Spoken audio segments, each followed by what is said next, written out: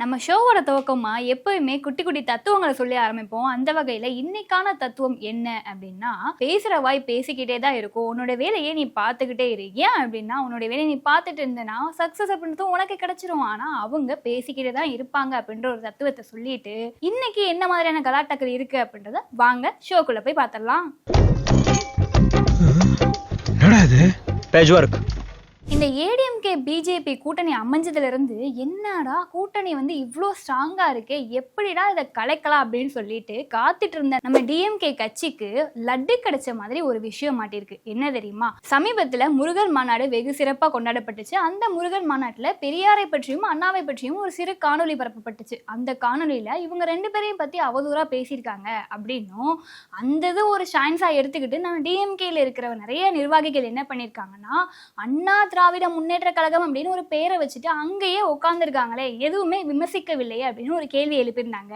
ஆனா இதுக்கு அதிமுகவை சேர்ந்த பல நிர்வாகிகள் வந்து கண்டனம் தெரிவிச்சிருந்தாங்க. என்னன்னா, நாங்க வந்து இந்த மாநாட்டை நடத்தல, இந்து முன்னணியை சேர்ந்தவங்க தான் நடத்தினாங்க, ஆனாலுமே இந்த விஷயம் தப்பு தான் அப்படின்னு தெரிவிச்சிருந்தாங்க. இது தெரிஞ்ச நம்ம டிஎம்கேவை சேர்ந்த தலைவரும் முதலமைச்சருமான ஸ்டாலின் இன்னொரு கேள்வியும் எழுப்பியிருந்தாரு. இங்க பாத்தீங்களா, கூட்டணிக்குள்ள ஒரு ஒற்றுமையே கிடையாது, அவங்களே பிரிஞ்சுதான் இருக்காங்க அப்படின்னு சொல்லி ஒரு கேள்வி எழுப்ப மறுபடியும் இதுக்கு பதிலடி கொடுத்திருந்தாங்க. நாங்க ஒற்றுமையா தான் இருக்கோம், எங்க கூட்டணியில பிளவு அப்படின்றது கிடையாது, நீங்களா அவதூறு பரப்பாதீங்க அப்படின்னு அவங்களும் ரிப்ளை பண்ணியிருந்தாங்க.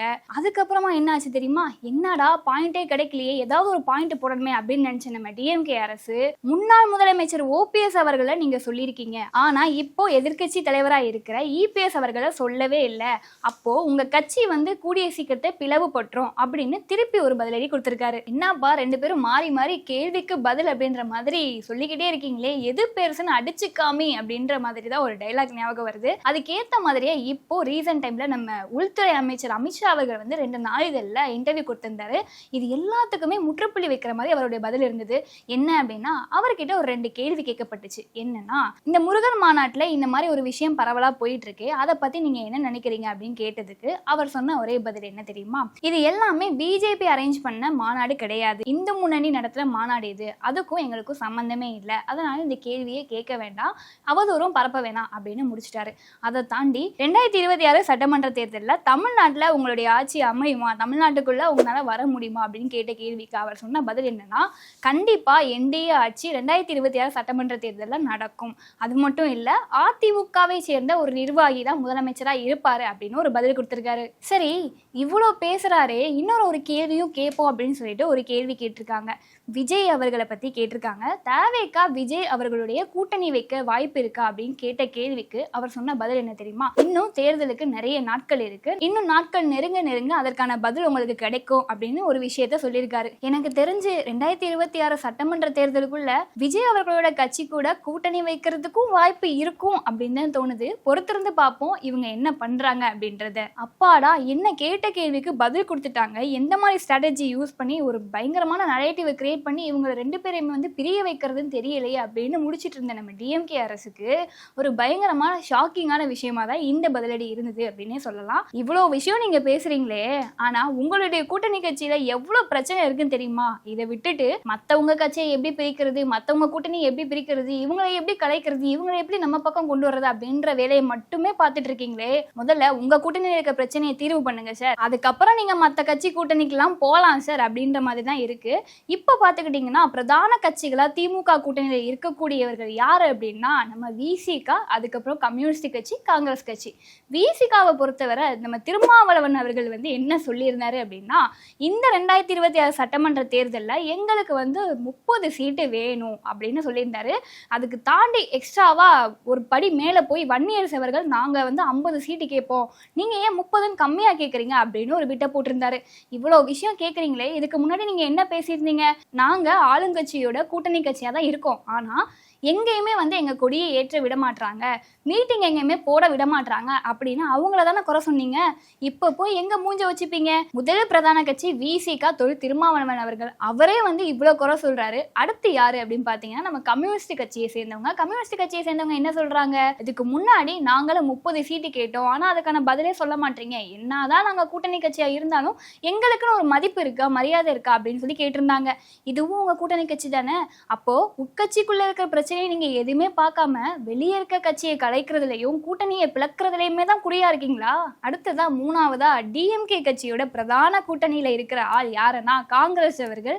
காங்கிரஸை பத்தி சொல்லவே வேண்டாம். ஏன்னா எப்பயுமே அவங்க எந்த வேலையுமே பண்ண மாட்டாங்க. பண்ணாம இருந்தாலும் 30 சீட்டு வேணும் 40 சீட்டு வேணும் கேட்பாங்க. ஆனா அதையுமே நீங்க மதிக்க மாட்டீங்க. அதனால அவங்க சும்மாதான் இருப்பாங்க அப்படின்றத சொல்லிட்டு, இது மட்டும் இல்ல இன்னும் நிறைய பிரச்சனைகளும் நீங்க நிறைய வேலைகளும் பார்த்துக்கிட்டு இருக்கீங்க. அந்த வேலைகள் என்னென்ன அப்படின்றத கொஞ்சம் கொஞ்சமா ஒண்ணு ஒண்ணா பாத்துருவோமா? என்னப்பா சட்டமன்ற தேர்தல் வேற நெருங்கிட்டு இருக்கு, மக்கள் நம்மளை யாரையுமே கண்டுக்கவே மாட்டாங்களே அப்படின்னு நினைச்ச டிஎம்கே அரசு இன்னொரு ஆயுதத்தை கையில எடுத்திருக்காங்க. என்ன அப்படின்னா, கட்சி விட்டு கட்சி தவற பழக்கம் அப்படின்றது இந்த தமிழ்நாட்டுல அதிகமாவே இருக்கு அப்படின்னு சொல்லலாம். அப்படி கட்சி விட்டு கட்சி தாவி வந்தவங்க தான் நம்ம TVK Vaishnavi sorry DMK Vaishnavi அவர்கள். ஒரு மாசத்துக்கு முன்னாடி தாங்க டிவிகேல இருந்தாங்க, இப்ப டிஎம்கே வந்திருக்காங்க. அவங்கள கையில வச்சுட்டு அவங்க கூட போட்டோ எடுத்துட்டு அவங்க செய்யற ஒரு ஸ்ட்ராட்டஜி இருக்கு பாத்தீங்களா, அப்பா அளவே இல்லைங்க. உங்களுக்காக 50-60 வருஷமா போஸ்டர் ஒட்டிட்டு குரல் எழுப்பிட்டு உங்களுக்காக நிறைய தொண்டர்கள் பாடுபட்டு இருக்காங்க. ஆனா அவங்களெல்லாம் நீங்க போய் நேர்ல பாத்திருக்கீங்களா அப்படின்னு கேட்டா பார்த்ததே கிடையாது. ஏன் அவங்க பேரை கூட உங்களுக்கு தெரியாது. ஆனா இப்ப ஒரு மாசத்துக்கு முன்னாடி வந்த வைஷ்ணவி அவர்கள் வந்து உங்களுக்கு பெருசா போயிட்டாங்க. அப்படி என்ன அவங்க பண்ணாங்கன்னு எனக்கு தெரியவே இல்லை. ஏன் தெரியுமா? அவங்க நிறைய இன்டர்வியூல பேசும்போது திராவிடம் அப்படின்னா என்னன்னே அவங்களுக்கு தெரியலன்னு ஒரு விஷயத்த சொல்லியிருந்தாங்க. இப்படிப்பட்டவங்களுக்கு ஏன் நீங்க இவ்வளவு இம்பார்ட்டன்ஸ் கொடுக்குறீங்க? ஒருவேளை இவங்கள ஒரு பகடக்காயா யூஸ் பண்ணிட்டு இருக்கீங்களோ அப்படின்னு ஒரு சந்தேகம் வருதுங்க. கொஞ்சம் யோசிச்சு பாருங்களேன். நம்ம செந்தில் பாலாஜி அவர்களா இருக்கட்டும், ஏவோ வேலு அவர்களா இருக்கட்டும், இவங்க எல்லாருமே ஏடிஎம்கேல இருந்து டிஎம்கே வந்தவங்க. அதே மாதிரி டிவிகேல இருந்து டிஎம்கே வந்தவங்க வந்து நம்ம வைஷ்ணவி. இவங்க எல்லாரையும் கைக்குள்ள வச்சுட்டு எந்த கட்சியில இருந்து வந்தாங்களோ அந்த கட்சியவே வந்து கிரிட்டிசைஸ் பண்ண வைக்கிறீங்க. அது எந்த அளவுக்கு போயிருக்கு தெரியுமா? நம்ம டிவிகே வைஷ்ணவி அவர்கள் வந்து இப்போ டிஎம்கே வந்ததுக்கு அப்புறமா விஜய் அவர்களையே கழுத அப்படின்னு சொல்ற அளவுக்கு போயிருக்கு. நீங்க கிரிட்டிசைஸ் பண்ணலாம், ஆனா ஒரு தலைவரையே கழுதன்னு சொல்ற அளவுக்கு போயிருக்குன்னா அப்ப டிவிகேக்கும் நீங்க உண்மையா இல்ல, இப்போ டிஎம்கேக்கு வந்திருக்கீங்க, டிஎம்கேக்காவது உண்மையா இருப்பீங்க அப்படின்னு பார்த்தா அங்கேயுமே ஒரு டிராமா தான் போட்டுட்டு இருக்கீங்க. இதை போய் எங்க சொல்றதுன்னு எனக்கு தெரியலங்க. அதாவது நம்ம டிஎம்கே கட்சிக்கு எதுவுமே கிடைக்கல அப்படின்னாலும் பொறி கிடைச்ச மாதிரி ஒரு ஸ்ட்ராட்டஜியை கையில எடுத்திருக்காங்க. என்னன்னா, ஒரு கட்சியில இருந்து இன்னொரு கட்சிக்கு வராங்க அப்படின்னா அவங்களுக்கு மட்டும் முன்னுரிமை கொடுத்துட்டு கட்சியை சார்ந்தவங்களுக்கு வெறும் 200 ரூபா மட்டும் கொடுத்து அனுப்பிடுறீங்க. அவங்கள ஒரு பகடக்காயா வச்சுட்டு நீங்க மூவ் பண்றீங்க. உதாரணத்துக்கு நம்ம என்டிகேவை எதிர்க்கணும் அப்படின்னா ராஜீவ் அவர்களை கூட்டிட்டு வருவீங்க. டிவிகேவை எதிர்க்கணும் அப்படின்னா இப்ப வைஷ்ணவியை கூட்டிட்டு வந்திருக்கீங்க. கொஞ்சம் யோசிச்சு பாருங்களேன். பரம்பரையா 50-60 வருஷமா டிஎம்கே கட்சியிலே இருக்கிறவங்க என்ன யோசிச்சிருப்பாங்க? என்னடா இது, நம்ம இவ்வளோ விஷயம் பண்றோம், இவங்களுக்காக இவ்வளோ குரல் கொடுக்குறோம், காசெல்லாம் ரெடி பண்ணி மாநாடுக்கு ஆளெல்லாம் கூட்டிட்டு வரோம், ஆனா இப்ப வந்து இந்த பொண்ணுக்கு இவ்வளோ இம்பார்ட்டன்ஸ் கொடுக்குறாங்களே அப்படின்னு தானே நினைச்சிருப்பாங்க. அப்ப அவங்களுடைய மைண்ட் வாய்ஸ் என்னவா இருக்கும்? இது போக டிஎம்கேவை சேர்ந்த அனுதாபிகளே என்ன நினைச்சிருப்பாங்க? குண்டடிகள் நெஞ்சை பிளக்க, குண்டாந்தடிகள் மண்டையை பிளக்க உருவான இயக்கம்தான் திமுக. மொழிப்போர், எமர்ஜென்சி, இப்படி எத்தனை போராட்டம், எத்தனை ஆர்ப்பாட்டம், எத்தனை சாலை மறியல், எத்தனை வெளிநடப்பு, எவ்வளவு உண்ணாவிரதம், இப்படி இயங்கிட்டு இருந்த திமுக இப்ப இருக்க நிலைமையை பாத்தீங்களா? இப்படி பல வருஷமா டிஎம்கேல இருந்த அனுதாபிகளே புலம்பிக்கிட்டு இருக்காங்கங்க. ஒரு வகையில இவங்க புலம்புறது எல்லாமே உண்மையாதான் இருக்கும்னு நினைக்கிறேங்க. ஏன்னா எப்படிப்பட்ட இயக்கமா இருந்தது, எப்படிப்பட்ட கட்சியா இருந்தது, எப்படிப்பட்ட தலைவர்கள்லாம் வாழ்ந்த இடம் இது. ஆனா இப்போ அதெல்லாம் மறைஞ்சு போச்சு, காணாமவே போயிடுச்சு அப்படின்னே சொல்லலாம். இப்போ நீங்க வேற கட்சியை எதிர்க்கணும் அப்படின்னா என்ன பண்ணுவீங்க? உதாரணத்துக்கு என்டிகேவை எதிர்க்கணும் அப்படின்னா ராஜீவை கூட்டிட்டு வருவீங்க. டிவிகேவை எதிர்க்கணும் அப்படின்னா அங்க இருந்து வைஷ்ணவியை கூட்டிட்டு வருவீங்க. இதே ஏடிஎம்கேவை எதிர்க்கணும்னா அங்க இருந்து பல பேரை கூட்டிட்டு வந்து அவங்களுக்கே அமைச்சர் பதவி, எம்எல்ஏ பதவி அப்படின்னு கொடுத்துருக்கீங்க. ஏன் உங்க கட்சியில ஆளே இல்லையா? 50-60 வருஷமா உங்க கட்சிக்குன்னு பாடுபட்ட பல பேர் இன்னும் சும்மா தானே இருக்காங்க. அவங்களாம் உங்க கண்ணுக்கு தெரியவே இல்லையா? இவ்வளவு ஏங்க, ஈரோடு கிழக்கு இடைத்தேர்தலில் எம்எல்ஏவா நின்று ஜெயிச்ச சந்திரகுமார் கூட தேமுதிக இருந்து வந்தவர் தானே. இப்படி வேற ஒரு கட்சியில இருந்து உங்க கட்சிக்கு வர்றவங்களுக்கு எல்லாம் அமைச்சர் பதவி கொடுத்திருக்கீங்க, எம்எல்ஏ சீட்டு கொடுத்திருக்கீங்க. இவ்வளவு ஏங்க, நாம் தமிழர் கட்சியில இருந்து வந்த ராஜீவ் காந்திக்கு எம்எல்ஏ சீட்டு கொடுப்பீங்க அப்படின்னு ஒரு 90% பேசப்படுது. போற போக்க பார்த்தா இப்போ வந்த வைஷ்ணவிக்கு கூட நீங்க எம்எல்ஏ சீட்டை கொடுத்து இந்தாமா போய் கோயம்புத்தூர்ல நில்லுமா அப்படின்னு சொல்லிடுவீங்க போல இருக்கே. மத்திய உள்துறை அமைச்சர் அமித்ஷா அவர்கள் வந்து ஒரு பதில் சொல்லியிருந்தாரு. விஜய் அவர்கள் உங்க கூட்டணிக்கு வருவாரா மாட்டாரா அப்படின்ற கேள்விக்கு இன்னும் தேர்தலுக்கு நிறைய நாட்கள் இருக்கு, தேர்தல் நெருங்கும் போது அதுக்கான பதிலை நீங்க பாப்பீங்க அப்படின்னு ஒரு விஷயம் சொல்லியிருந்தாரு. டிவிகேவை பொறுத்தவரை விஜய் அவர்கள் சொன்ன விஷயம் என்ன தெரியுமா? பிஜேபி கொள்கை ரீதியான எதிரியா இருந்தாலும் தமிழ்நாட்டுல இந்த கூட்டணிக்கு தலைமை தாங்கிறது என்னவோ ஏடிஎம்கே. அதனால விஜய் வந்து ஏடிஎம்கே கூட கூட்டணி வைக்க வாய்ப்பு இருக்கு அப்படின்றது ஒரு பக்கம் பேசிட்டு இருக்காங்க.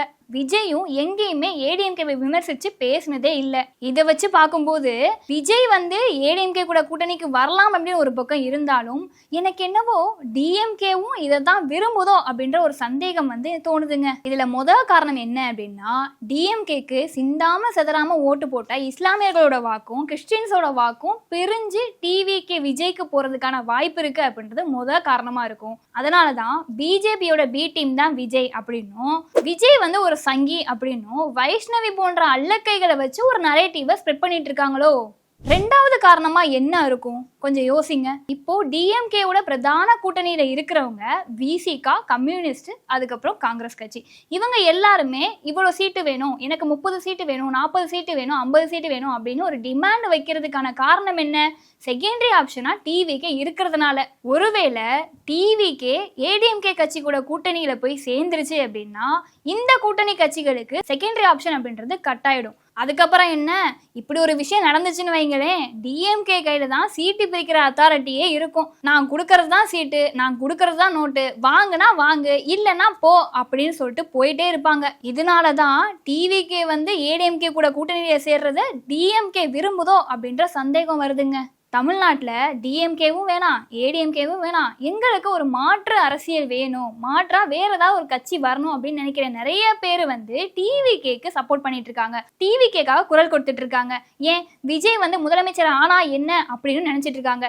இந்த நேரத்தில் போயிட்டு டிவிகே வந்து ஏடிஎம்கே கூட கூட்டணிக்கு போச்சு அப்படின்னா இந்த குரல்கள் எல்லாமே கேட்குமா?